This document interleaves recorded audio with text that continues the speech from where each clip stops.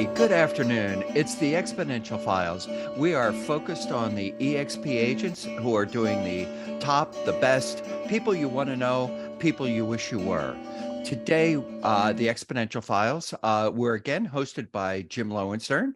I'm your co-host, Larry Laufer. Each week, we bring you a great guest. Let's get right to it. Vanessa Nunez is a 6-time icon agent. I was going to say econ. A lot of econ to icon. Yes, there is, for sure. So 7 lined up. So yeah, that is awesome. Let me ask you, you've been at it for a while. You have a degree in, or you studied architecture and design. yeah. How has that helped, and how did that help you build your business? Because of the background, I think I see things differently. So I have a different perspective when I go in. I look at things from the realm of possibility and how you can add value. So when I look at a property, that's how I'm looking at it. Is what are the things that you can do to increase the equity in your own home? So I always look at properties with eyes, from that. In that aspect of it. Yeah. So I know from looking at your workbook place that mindset is critically important to you. It is. Tell me some of your earlier readings and your mentors related to mindset and keeping yourself focused.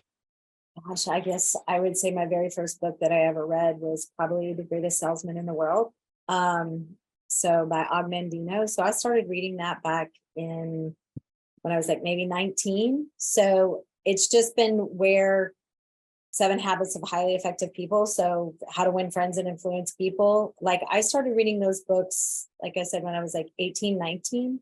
And it really set me up, I think, for success in life. I took the turn and lived on an island for 15 years right after college. And so kind of got my PhD in life there and in business. So it just keeping your mindset with being very clear and putting the right things in really makes a difference. So let me jump in. Every day, Vanessa, it seems like on the workplace, you're putting some thought out there to the EXP agents. Yes. No one else is really seeing it. I guess it could be shared. But, it actually is. I have 100 people that it goes out to on a private text that so every morning it starts there, and then I put it on Facebook, Instagram, LinkedIn, and then I can come back in and share it in the EXP world as well. Okay. And what are you trying to push to the universe, and what are you getting back for those thoughts? And are those your thoughts, or those are mine? That's all my thoughts. All of that comes from it. So it started with my branding. I have a branding person, and she said, you know what? She's like, I've been watching you write these based upon other people's quotes, and you always have your own. So she actually had a year's worth of stuff that I just was writing based on other people's quotes. And then she went in and started pulling mine. So it's the beginning of, we're doing a book. And right now I think we're titling it 365 Days of Becoming Your Inner CEO, which stands for the Chief Emotional Officer. So this is today's, I guess it has your your initials there. Yeah. I'll just read it. Tune out others that try to, quote unquote, make you feel a certain way.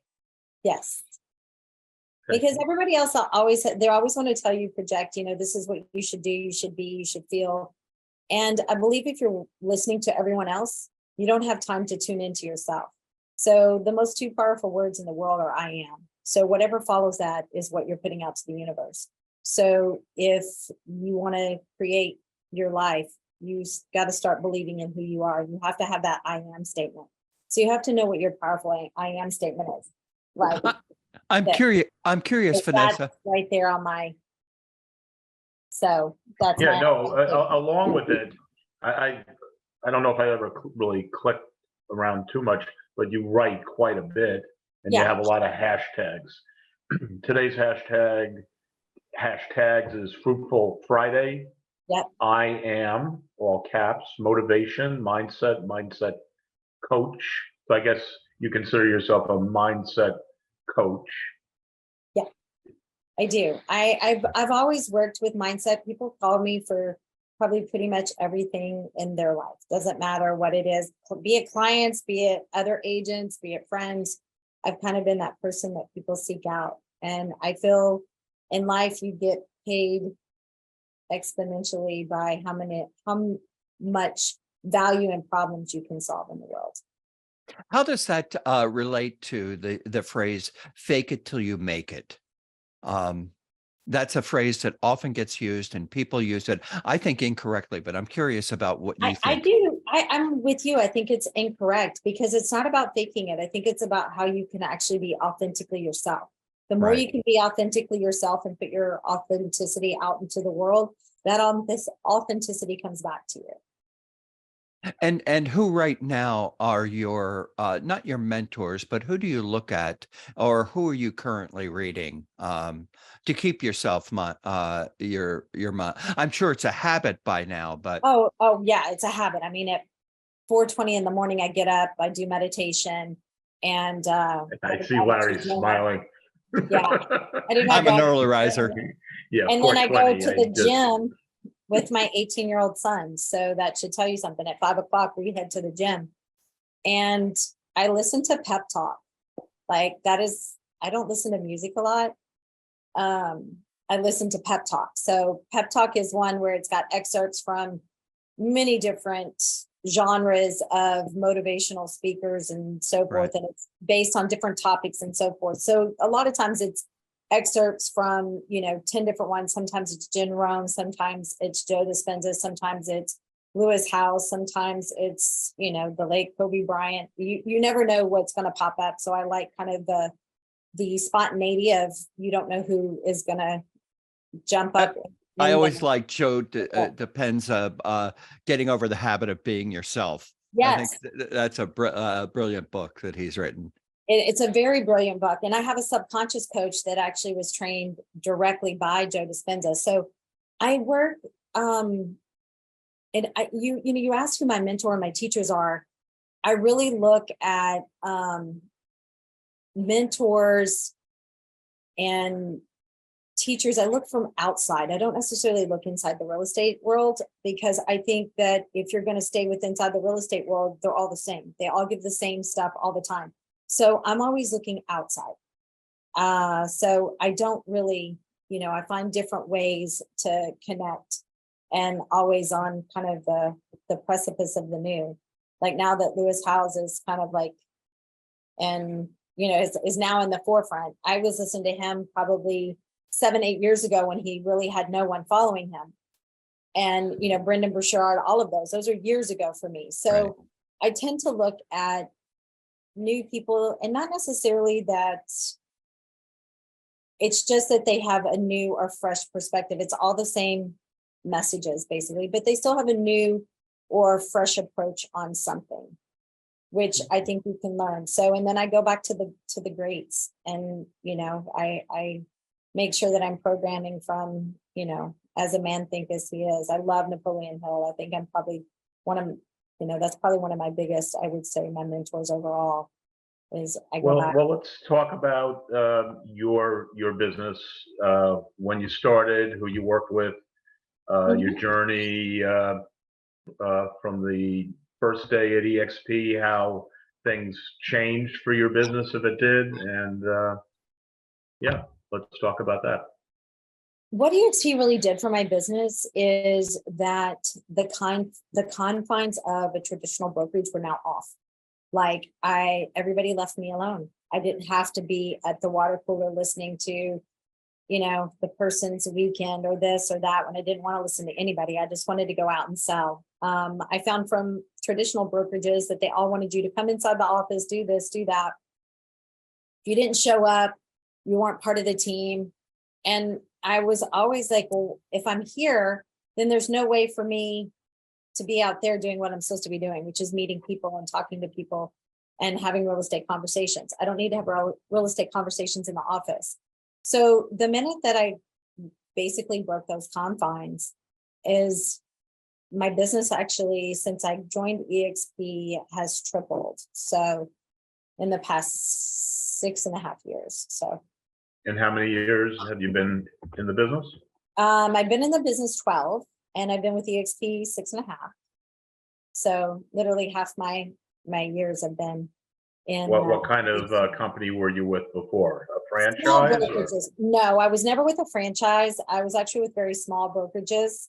A lot of them. A lot um, of them. And I think what makes that interesting, so many of the agents go through brokerages, and they Yep. may be looking for more money, but really you're looking for the right people. Yeah, I was really looking for the right people. So my very first brokerage, they were amazing. I got rookie of the year when I was with them, but they realized very quickly that they're like, oh shoot, we really didn't want a brokerage. So they're like, if you need broker support, you need to go. So I was like, okay, after 18 months, I had to find a new brokerage. I went to one and then realized real quick it was not a fit. I wasn't using their title company or their mortgage person. I had already had relationships, and if you weren't going to do that, they took all your money. As a single mom, that didn't work very well. They kept my money, and I had to sue them for my money because I didn't use their stuff. So then I jumped over to another place, got in, and really saw that that was a sinking ship, and said, I can't be here. And they just had a lot of internal things going on with themselves, and I didn't need to be a part of that. So I said, all right. And Home City came along. I was there with Home City for 3 years. And basically, just again, the pressures of you have to be here, you got to do this, you got to do that, you're a top producer. I was always going to be number 2 behind one of the top agents because he was one of the owners. So you're never going to be anything more than that. And it wasn't necessarily about being number 1, but the opportunity wasn't there. And they really wanted agents who were under 5 million. And so that they could keep feeding. Why do you think? They wanted to feed them leads. And I never got any leads because I was already doing 12 million. Okay. So they were like, well, you don't. So it was just a very, they wanted agents who really needed them, that really looked at this as a job. And I've been an entrepreneur my whole life. I've depended on myself. So it didn't make sense to me. So I was like, that's it. I'm going to start my own brokerage. So I was doing everything I could to start my own brokerage. And then Elizabeth Riley happened to be at Platinum Top 50 and said, well, why would you do that when you could do this? So I took a look at it and I'm like, wait a minute, numbers make sense. So I've been here since October 3rd, 2016. So what is your price point where you are? The average price point. And where are you geographically? Well, what geographically area do you service? So I'm 45 minutes north of Austin. So I do Central Texas and Hill Country. But Hill Country encompasses all the way down to San Antonio, and then all the way up towards Waco on the backside. So it's really like one particular side of 35. I know the Salt Lick and Driftwood. Yeah, I've been there a couple times. Mm-hmm. Yeah, that's some good barbecue. And hummingbirds. The hummingbirds. They have a lot of them over there. I love hummingbirds. I'm an island girl, so. And Enchanted Rock. Yep, the Enchanted Rock. Yep, that's out by Fredericksburg from Llano. I love that area, and I'm a real hill country person. And so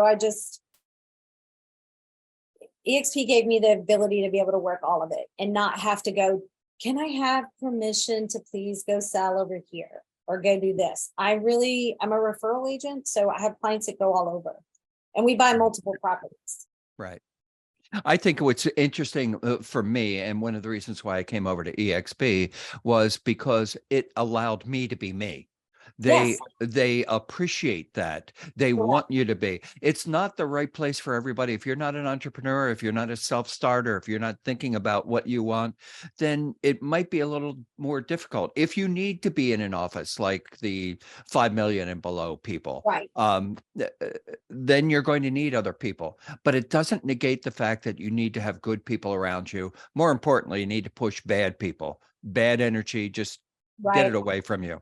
Well, why don't we, as a group, discuss that for a moment? Because I speak to agents all the time, and they can't get past the idea, oh, this is a virtual company. You don't have physical offices.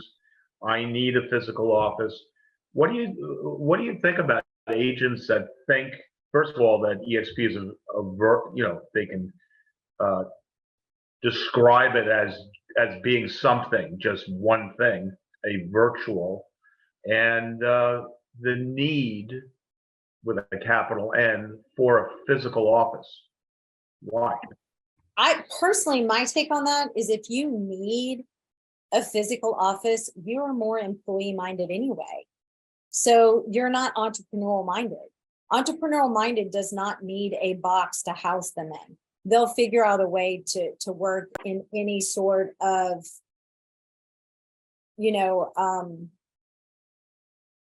just you can be in an open space. It doesn't matter. You don't need to be in this physical space to be able to say, oh, I can now do business. We do business from everywhere. You're in your car 99% of the time if you're an agent. So what is the office doing for you? Well, they're thinking that the phone at a particular office is going to bring calls in, so that if they're there physically doing opportunity time, they're going to get that business. Or there's an office in a central location with foot traffic, and business is going to walk through the door. Well, then they should go work for a builder. Because that's, that essentially becomes an order taker. To me, what EXP did is allowed entrepreneurs to have this entire platform that said, this is done for those go-getters, the people who are self-motivated, who can go out, but yet would like to be able to have access to anybody. So that's the virtual part. We need a broker, you go jump in your broker room. You can go to Florida. I could actually go to Florida broker room if I needed, or I can go to Texas brokers. And I've gone to other states brokers room and been able to connect with them with making sure I've got the right agent or whatever I needed from a different states. Right. But you have easy access, and you don't have that. If you were, like you said, you were at KW before, if you needed somebody from KW, Louisiana, for instance, it was a process to get the KW Louisiana. EXP is one company. We're all one brokerage. We're not franchises. So it doesn't mean that EXP in Louisiana or Florida or Texas, we're different. We're all still the same EXP. So you've got the same culture across the 50 states plus the 24 countries that we're in. So we have the same culture because we're still the same one. When you're at a traditional brokerage or a franchise brokerage, you've got the personality and the culture of whomever is that head. I really think that's the difference, is that when we say that we're one, we actually all have that same cultural basis. We all have the same, goals in mind. So when you spoke to Elizabeth that in that moment and decided this makes sense for me, it was sort of a binary decision. It was either, and excuse the train if you hear it. Time to go. It was either start your own office or do EXP. What would the advantages have been of starting your own office, do you think? There wasn't. It was a tremendous amount of liability. I'm like, wait a minute, I can operate as my own business and then I don't have the liability? I'm in. Like, I no longer had the broker liability. So it made perfect sense to me. When I came over, I realized that I didn't, although we do have a physical office that I almost never go to, because when I joined EXP, I realized that the world was my office, that I can, especially with this show. I think we're celebrating our year anniversary right now, Jim, Yay, isn't that? congratulations. Is that true? I think so. I was probably more. I think it's more than a year, because I think we're way over 50 shows. And I think we missed a few weeks, but yeah, I'll say, woo! It's our anniversary. Yeah, well, I just saw Happy this morning. anniversary. I looked at our first show, but the point I want to make. So we have 50 or more shows of absolutely wonderful people like you. I feel as though I could call you at any time if I had something that I know you would know the answer to. And Absolutely. I could either do it, we're easy to find through Workplace um, We're easily accessible. You can message Yeah. us, you can call us, you can email Yeah. us. I think that people think that we're so difficult to get a hold of. No one's difficult to get a hold of. Your brokers are there. Like, they're so easy to get a hold of. right, And I think the opportunities are endless, Right. within the EXP. right. Yeah. Well, they're only slowed down by your own vision. You know, Right. if you decide that you can't do it, you of course won't. Then you can't do it. Right. But if you think you can, you can. I mean, it's Right. that. Right. So Vanessa, you've probably sponsored people. I'm sure you've sponsored a lot of people. Do you consider the role of sponsor to be sort of like a coach and mentor, or is that something totally different?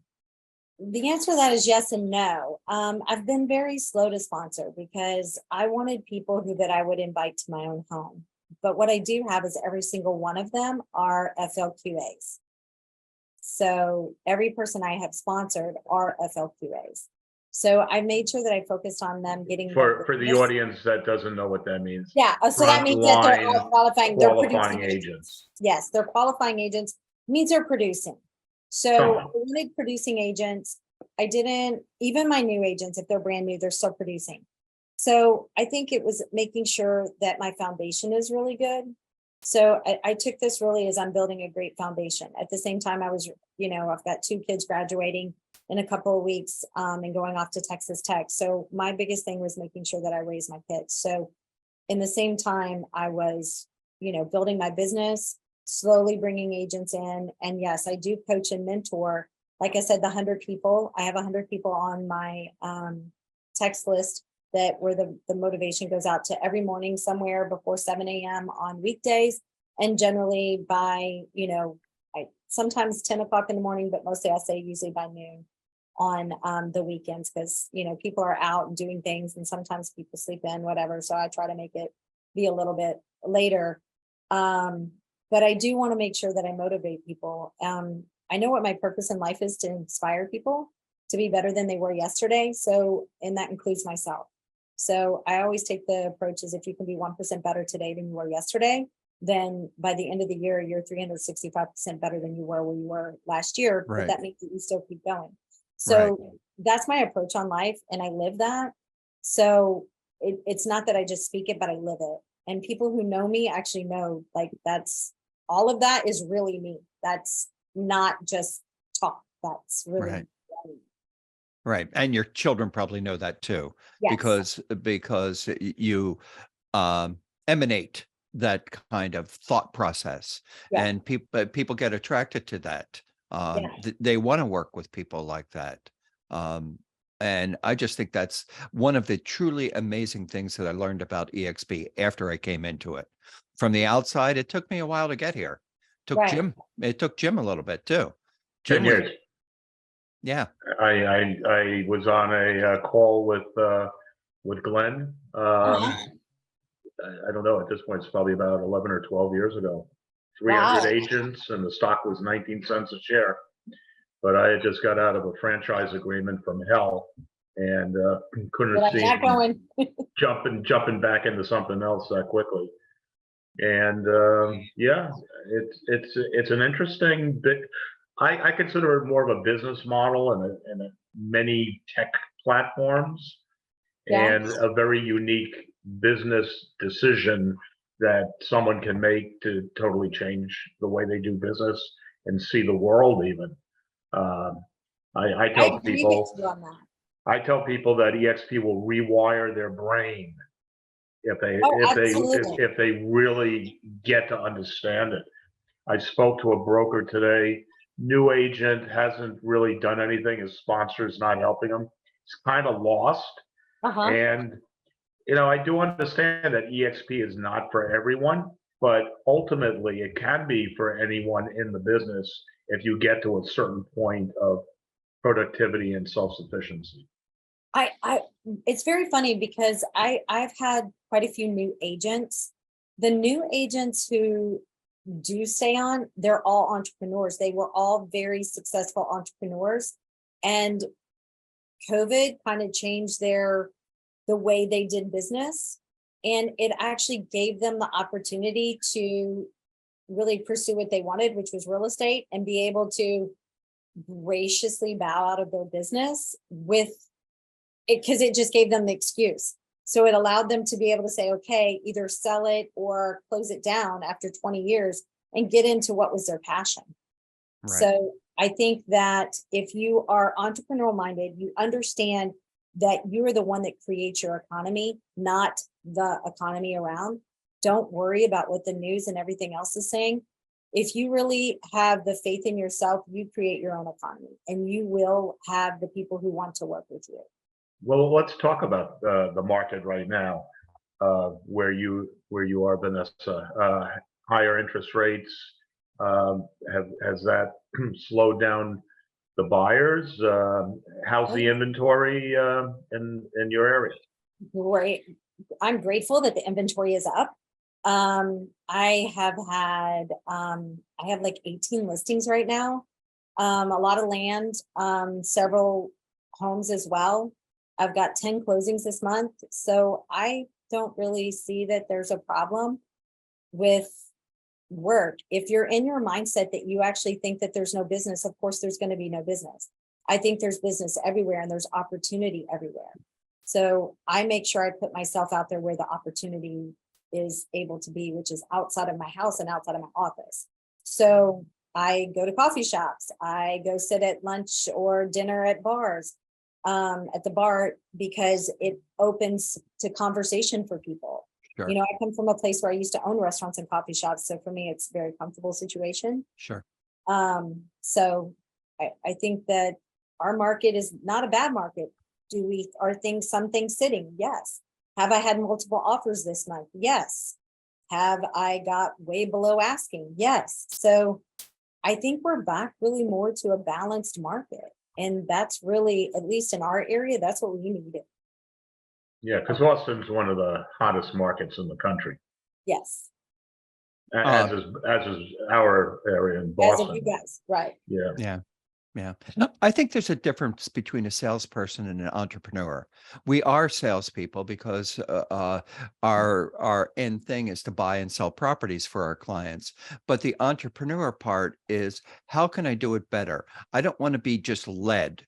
Don't give me a book that tells me everything that I have to do. Right. And if I follow that, then I'll be successful. I had someone tell me, get yourself 1,000 cards, and if you give them all out, you'll be a successful agent. That's absurd. I think I still have 1,000 cards. So I don't give out cards. I'm like, oh, wait a minute, I don't have a card. Let me get your information to my phone. Because once I have their information, then Exactly. I mean, that's what it is. Exactly. I earn people's trust. And I think that's the most important thing, is understanding what your value proposition is. So and even recently I learned that one of my value proposition is speed of trust.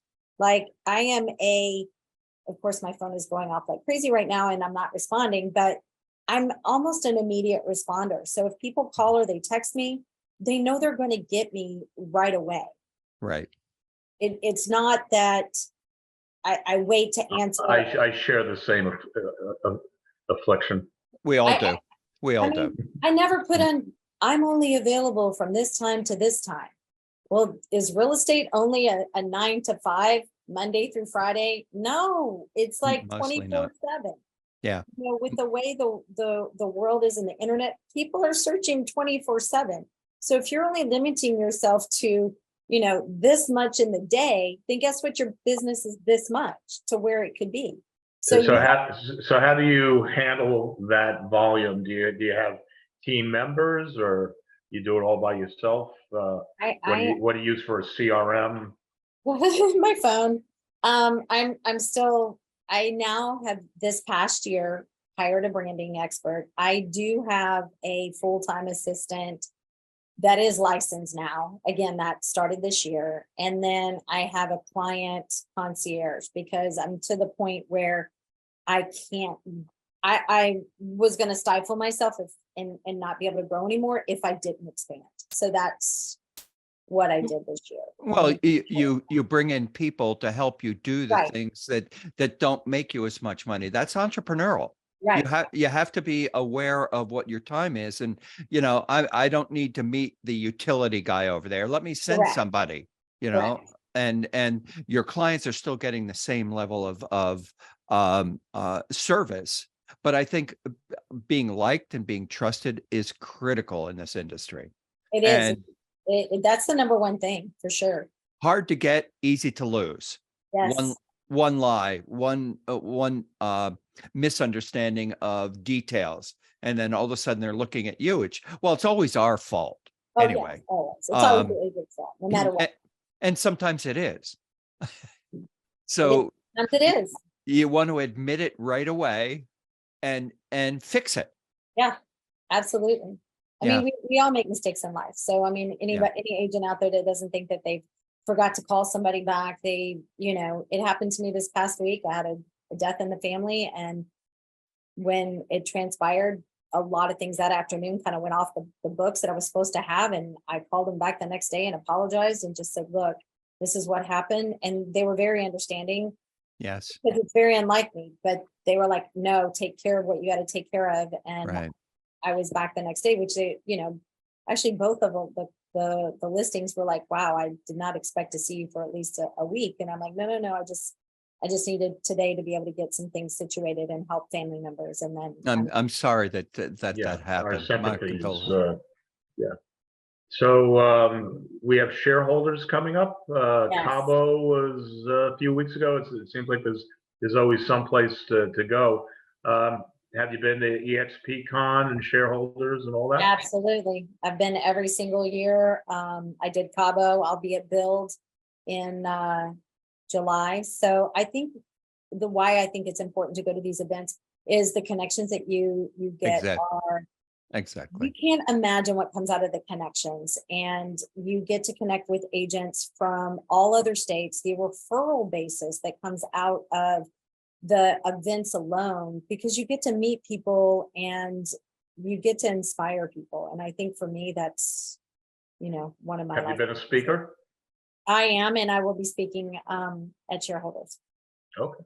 So, I think what's really interesting about that is you go to these big conventions and conferences, and you're around people who are doing the exact same thing that you are in a different way. You said we all do the same things. Well, we all have the same procedures, yeah. but nobody does it the same way. Every one of us does our own like secret sauce to it.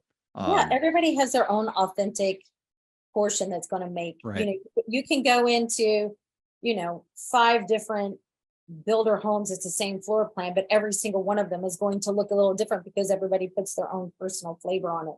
And I think that's the beauty of the business. Yeah, I agree with you. Hey, being an architectural student, what's your favorite and least favorite style home? Mm-hmm. Oh gosh. Is that a hard question? It is, because I love so many different styles. I can appreciate it from a whole different ball game. The one that I probably dislike the most is one that doesn't have any sort of architectural value. Ranch. I am a slab ranch. Right. I love old homes. Like, I love them. Like, I can walk into something about maybe the 1930s craftsman. Maybe it goes back to my great grandparents' house was a 1930s craftsman that now is part of Churchill Downs parking lot. But it was, I think it was maybe that charm that just really, Did they buy it through the Sears catalog? Oh, you know what? I have had a couple of those listings, and I love those Sears catalogs. Yeah. You can actually go in and figure out if you go up in the attic, and you'll find out if it's a Sears catalog craftsman, it's so different that you could actually back then go. So what's in the attic? Something stamped in the wood? Actually, most of them you'll go in and it's not necessarily that it's stamped, but they'll have like a paper. If no one has taken it down, it's usually up on one of the rafters. and then you'll see the Sears catalog, whatever, the serial number that of that Sears catalog. The So- invoice for $995. Yeah, right, Yes. right. Yeah. And it's just very cool. I love all the different ones. I mean, and I would love to watch the shows that take and remodel them. Right. I know This that you guys house. do, yeah. I know This that you house guys is do a- castles, and the one that I really loved. Have you seen the one that the castle they remodeled in Waco? Yes. It's so Yeah. cool.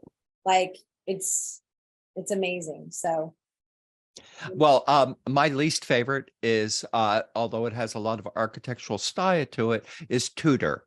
I think looks really cool on the outside of the house, but you get in the little windows, smaller rooms. It's just not my favorite. But you know what? Doesn't make any difference. If somebody likes Tudor, that's for them. right, I already have my house, so right. I'm gonna put my vote in for the what's it, the geodesic dome. Oh yeah. I actually spent a night in one in Uh-huh. Maine. It's very, very awkward. There's no right angles anywhere, and just doesn't make any sense. No, it's there's one that I just drove by actually, and I'm like, I just don't get this. I just don't understand it. Or an A-frame. That's just two boards Now the leaning up against A-frames? each other. I like A-frames though, if they're ski lodge type places. Yeah. I think there's one person that actually, I think he's an EXP agent that jumps into them and gets them and puts them all Airbnb Yeah. Oh, okay. across. So That's what I'm doing right now. Oh, they're perfect. They're perfect for that. Yeah. Yeah. But I maybe love not for living. barndominiums. Actually, truthfully, I love luxury barndominiums. That's what I'm going to be building myself. What Okay. is a barnuminium? You don't know what a barndominium is? It's Not it's yet. He's It's- like, what is that? no, it's relatively new. It's it a is. renovated barn. It could It's a be. barn with a condominium. Place to live. Well, now they're actually, if you actually look up luxury barndominiums, you wouldn't even know that they were barndominium. But what it does is it gives you the expansive roof lines that you aren't able to do in anything else. Yeah. So you're able to have these amazing spaces because they're built out of, red iron. So you've got red iron structure that holds it up, that you can have these expansive spaces. I'll have to look it up. I'm writing it Yeah. down now. So Yeah. you're Barndominium. Vanessa, you're talking about the old houses of 1930.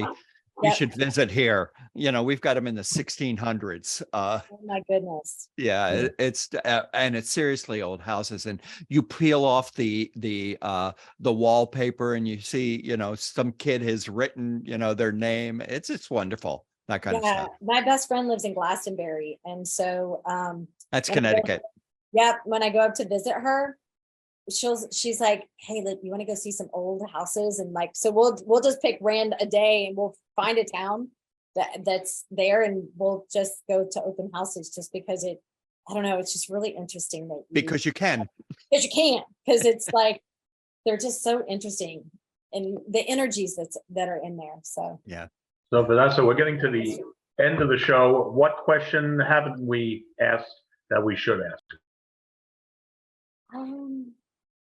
I don't know. Like, what else do you guys want to know? You've I kind guess of that is a answered it. question, but Yes, yeah. You've kind of given us so much, and we really appreciate it. How will people get in touch with you? They're watching this show and they'd like to have a chat with you. It's always easy to reach me on Instagram. So at Vanessa Nunez Realtor. So it's really, really easy. So my name and then Realtor at the end, all one word. So makes it easy. And it's spelled the way it sounds, which Yeah. isn't always easy. Very, very easy.